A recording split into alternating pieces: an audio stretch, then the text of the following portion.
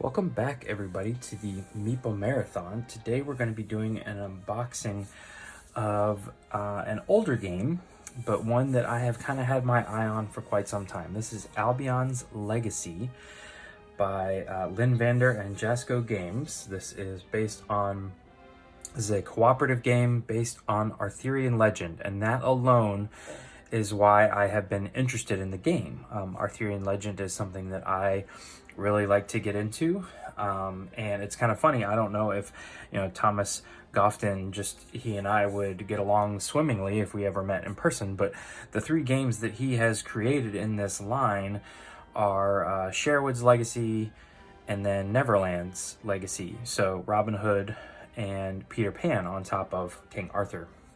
And all three of those are lore that I like to invest my time in, I guess you could say, that I am interested in reading about and love playing games that are surrounded by those themes. So there's not a ton I know about this game other than the fact that it is cooperative, that the theme just oozes out of the game from what I've read, and I've heard a lot of great reviews. I have heard that it can be a punishing game, but that's fine. I'm up for the challenge. So let's go ahead and take a look at what is inside Albion's Legacy. You can see here on the back of the box, not a whole lot going on here. I feel like they spent a lot of time showing you where their Facebook, Twitter, and website are. Could have put some more artwork up there, but let's take a look at what's inside the box. So this says 1 to 4 players. There is an expansion that can expand it up to 6. But even if you are playing solo, you're still going to control 3 characters. So just keep that in mind when they say it's a solo game. It is cooperative, but you're going to have to control 3 characters. All right, so here is the rule book. It's kind of small, to be honest with you. Normally they take advantage of the box size, which just isn't a huge box compared to some others, and this isn't even like half of the box size, so it's interesting. It's more like the size of a paperback book almost. There's a lot of text in here. Again, I don't know a ton. I know it's basically an action selection game with some dice rolling to pass skill checks and stuff. Quick reference on the back, so hopefully that'll come in handy. Optional rules, that's different. So yeah, not the most amazing looking rule book, but shouldn't be too bad. It was only 20 pages less the front and back covers. So you're looking at about 15 pages of actual rules. Okay, here are a whole bunch of tiles and cardboard chits and tokens. We'll take a look at these here in just a second. Let's see what else is in the game here. All right, we've got a board. It's like thick card stock here. Active roaming threats, active doom effects, some instructions on how to use this sheet. There's nothing on the back, so I'm assuming this sits out off to the side somewhere. Then we have our board here. So this is the main board, and then you'll add little tiles, like these, along the outside as you venture out. You can see, you could go out the drawbridge here, or you could go out here, the Sally Port, or the docks. That appears to be the only ways you can go. But then you expand out as you adventure out past Camelot. So this represents Camelot, and all these other tokens represent the surrounding areas. So it appears that you probably are stacking up your exploration tokens on top of these. So you're always going to experience the same places as you exit the drawbridge, the docks, or the Sally Port. So that's okay. I mean, it's, again, feels like it's kind of a small board. They didn't take advantage of having a box this big. They could have made it probably 50% bigger at least. That's just my opinion. Reference cards, looks to be 1 per player. Enemy challenge ratings, tiles, pretty standard.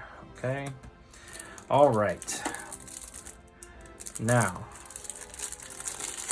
these are the character boards, which appear to be nice, heavy weight cardstock or cardboard. They're like kind of in between.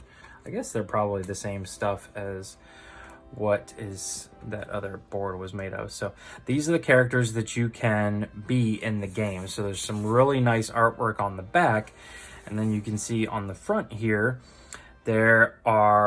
here's your abilities where you'll have to do skill checks, and these represent the number of dice you are rolling, and then the successes you have to roll are based upon what the skill difficulty is. Then there's some other stuff, personal quest to keep track of there, and then there's room for her to carry armor, weapon, and 2 special cards. So that was Lady of the Lake. She's on the front cover. Here is King Arthur.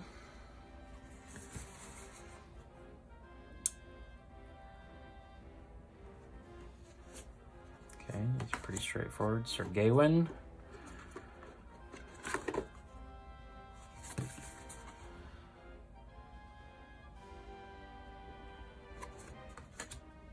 Guinevere.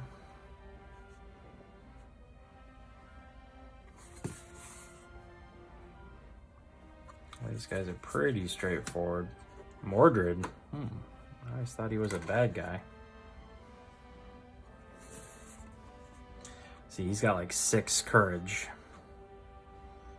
which is nice, but not so much altruism or loyalty. That makes sense. I honestly don't know who this guy is.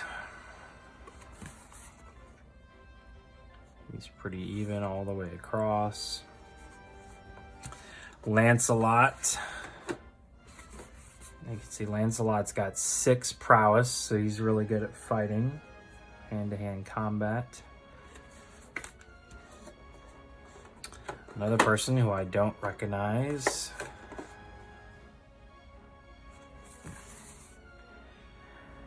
And I do know that if your character dies in this game, or one of your 3 characters, you don't lose the game, or you're not down to just 2. You actually just lose that specific character, and you pick a new one the next round. I believe these 3 are the 3 different storylines that you can play through. So Kadir, Tiernon, Dux Bellorum, or the 9th Legion. So it gives you some little setup here, and that appears to be it. So I believe that's what these 3 are like the story arc cards. Okay, so we've got ourselves some tokens. These are actually really nice. These are not cardboard, they're actually metal.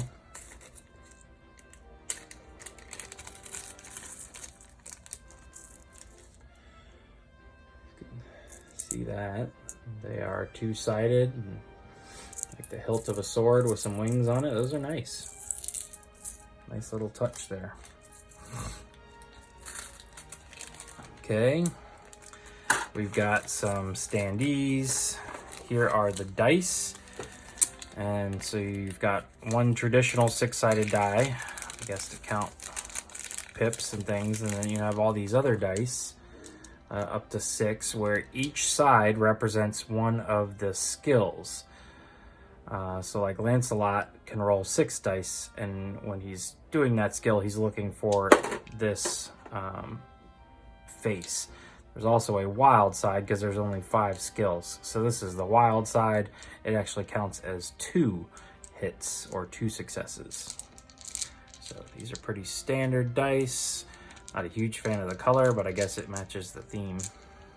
So there's that. Whole bunch of cards now.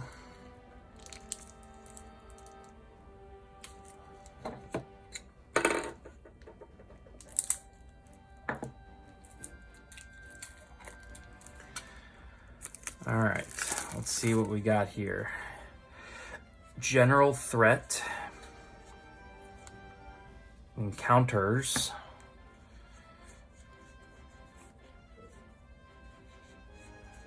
Lots of encounters. Artifacts.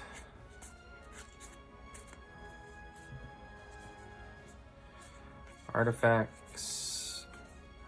Armor. That's it. So like the armor, I would assume you may break this card to avoid taking a wound. You may use courage instead of prowess when making a challenge. So this would go in your armor spot on your board. You may break this card. Okay, this is all the same. Legendary sword, legendary shield. Okay, so this is weapons, special. Okay, so armor would go in the armor spot, special would go in the special slot, weapon would go in the weapon slot. Okay, assuming artifacts are probably more rare. Let's take a look at what an encounter might look like. Allies to enemies. If there are any non-named traitors in play, place 3 more tokens in play on hallway tiles. Sir Ector needs help. Betrayal. Bonded mount. You may draw a mount card from the mount deck by spending 1 destiny token if no quest coins have been collected. So not all of these are bad. These are basically just general things that might happen. All right, these guys, I'm assuming, are all bad. Yeah, the Raid of Horsa, spawn 3 Saxon tokens on the red realm tiles. They're aggressive. During the key turn, if any Saxon is on an item, armor your relic tile, discard the top card of the deck. So they're stealing stuff. And I believe that these symbols represent a token that's over here in the cardboard. So let's take a look here at what else we got.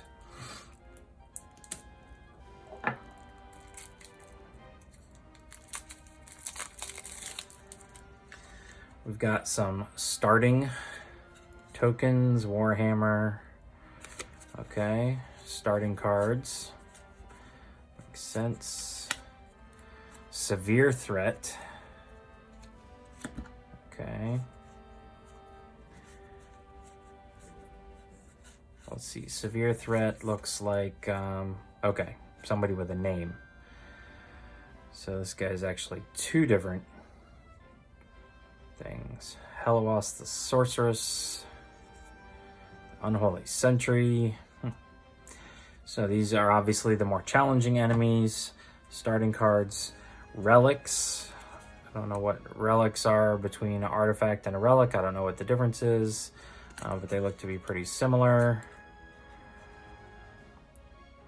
Carnwennen. Roll 1 additional stone. Roll 1 additional stone of chance when challenging Saxons. Okay, relic. And then mounts. You can actually gain like a horse in this game. Not a ton of mounts here, but you can see that that's going to give you, whoops, it's an item. Almost all of the mounts are going to give you additional movements. This guy gives you +2 movement. You move into additional tiles, blah, blah, blah. So once mounts become available, you can gain 1. It'll take up a special slot though. And then these last ones, oh, there's a few more general threats there. So put those on that stack. Items, Dragon's Breath, special, special, special, special. So again, all stuff that you're gonna have to decide whether you wanna keep it or get rid of something else on your card. There's a nice little plastic insert here. Although I'm not a huge fan of just a big well for, I'm assuming this is their solution for tokens and everything that comes right here. So the cards fit nicely into here. The dice and this stuff could easily fit there. So then what goes here, what goes here. But at least it's there. We'll see if we can work with it. Let's take a quick look now at what's in here.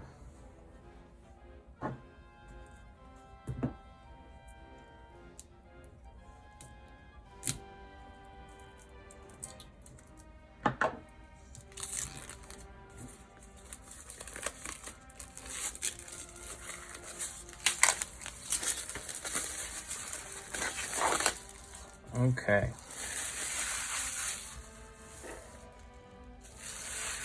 All right.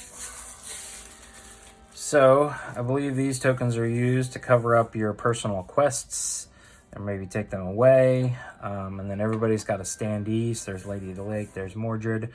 Again, these tokens are places that you can explore. So the back side of them, okay, like this was the Sally Port, this was the docks, and this was the symbol for the drawbridge. So these all line up somewhere. These must mean that there's an enemy on board. These are the little fate tokens that I know represent whether or not you have like lost a life or a turn goes by. It's interesting. They appear to be, they have text on this side. Like this one says, during each key turn, you may choose to have all enemy tokens move towards you instead of following their normal MC. Roll 1 extra Stone of Chance on loyalty challenges. I guess Stone of Chance is their term for die. So that's interesting that they have text on them. Here is another. So we've got Lancelot and Sir Gawain. Lots more tokens that I have no idea what they mean. A big lock symbol. So there's not a whole lot of artwork in the game. The artwork on the standees matches the card. And the cards are easily the best looking artwork in the bunch. But this artwork isn't too bad. I feel like this is very generic here. Almost looks like it was just taken out of a, you know, like a common picture on Google or something like that.